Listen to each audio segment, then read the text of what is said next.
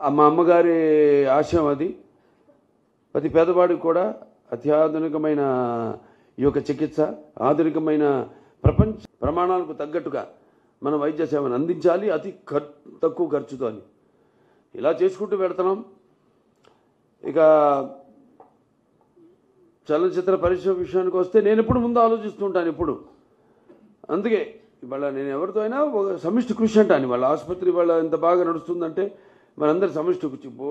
సహచార board members అయితేనేమి, doctors అయితేనేమి, లేకపోతే నాన్ మెడికల్, పారామెడికల్, అలాగే నర్సింగ్ స్టాఫ్ అయితేనేమి, అందరి యొక్క సహకారాలతో, దాతలు అయితేనేమి, బ్యాంకర్స్ అయితేనేమి, లేకపోతే పబ్లిక్ ప్రైవేట్ పరిశ్రమలు అయితేనేమి, సెక్టర్స్ అయితేనేమి, లేకపోతే ప్రభుత్వాలు అయితేనేమి, మన వారందరి సహాయ సహకారాలతో ఈనాడు ఈ ఆసుపత్రి ఈ స్థాయికి వచ్చింది. ఇంకా ముందుకు తీసుకెళ్తాం. ఇంకా ఎంతో, ఎందుకంటే మనం ప్రతి చేసే నిస్వార్థంగా చేసే మన ఏదైతే ఇది నో ప్రాఫిట్ నో లాస్ చూసుకుంటే ప్రతి వాళ్ళు కూడా మన సేవలు గుర్తించి మనకి ఎంతో అండగా ఉంటున్నారు. వాళ్ళందరూ కూడా నా కృతజ్ఞతలు తెలియజేసుకుంటూ, మరి సినిమాల విషయాలు ఇది సినిమాకి ఇచ్చారండి. సినిమాను కూడా అంటే కళ్ళు మూసుకుంటే కలిగేది కన్నా కళ్ళతో అభినయించేది కళ, నిద్రపోతున్నప్పుడు కనేది కళ, నిద్రపోతున్న సమాజాన్ని మేల్కొల్పేది కళ. దానికి నా రామారావు గారే ఒక నిదర్శనం.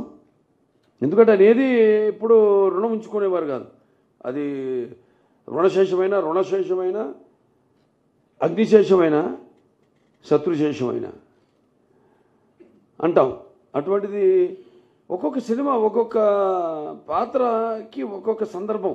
ఏదో ఒకటి నాకుగా నేను ఒక పాత్ర నుంచి పుట్టొచ్చు అంటాను ఒక సినిమా, లేదా ఒక పంచభక్ష పరమాన్నం వడ్డించిన ఫుల్ ప్లాటర్ కావచ్చు, లేకపోతే ఏదో ఇంకో సినిమా చూసి కావచ్చు, ఒక నవల చదివి కావచ్చు.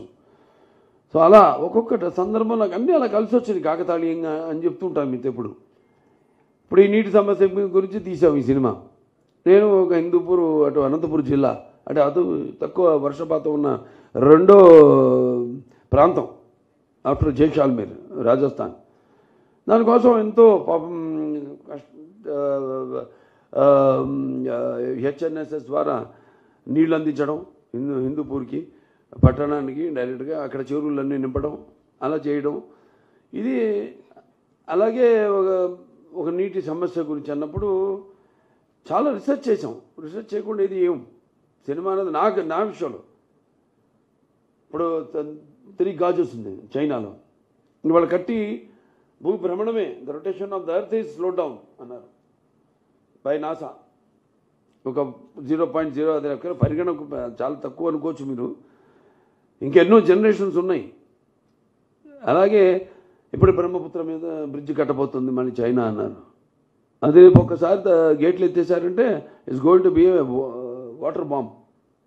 అండ్ కలాం గారు మన దీన్ని కూడా ఇచ్చారు ఒకసారి కాన్ఫరెన్స్, మన ఆసుపత్రి కాన్ఫరెన్స్కి. ఆయన అన్నారు, in the future in even he said that in future there won't be any war head bombs, surgical strikes ఉండవు, it is going to be water wars అన్నారు ఆయన. దాన్ని బేస్ చేసుకుని మేము ఇంత రీసెర్చ్ చేసి ఒక అభినవ భగీరథుడు ఎన్టీ రామారావు గారి నుంచి, ఒక సర్ ఆర్థర్ కాటన్ ధర నుంచి, ఒక ఎన్టీఆర్ నుంచి, ఒక చంద్రబాబు నాయుడు గారి దగ్గర నుంచి అన్నీ మేము ఆలోచించి ఒక ప్రతి సినిమా, ఏ సినిమా అయినా సరే.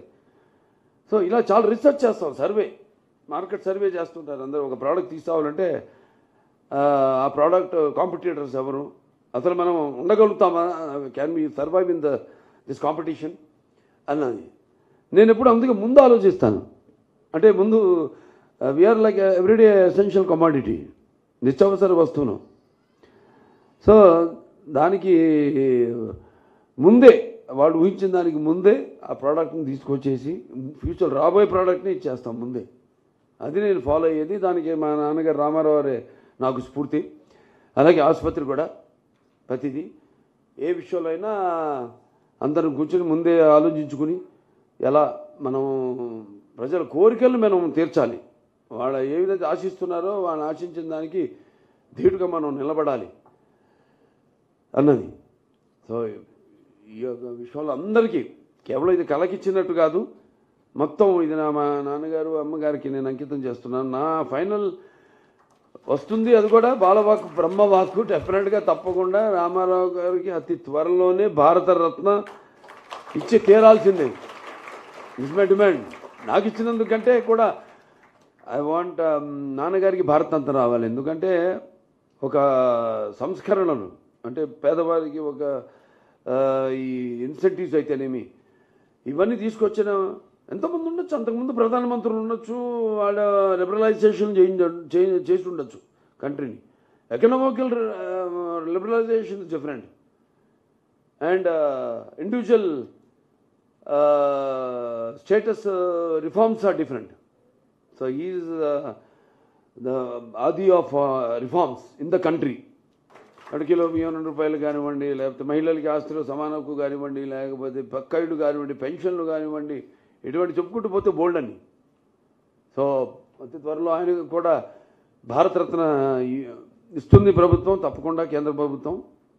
సో నాకు ఇది ఇచ్చి నన్ను పద్మభూషణ్ భరించినందుకు, అలాగే నాతో పాటు రంగాల్లో వాళ్ళని కూడా ప్రభుత్వం ఇచ్చి సత్కరించుకుంది.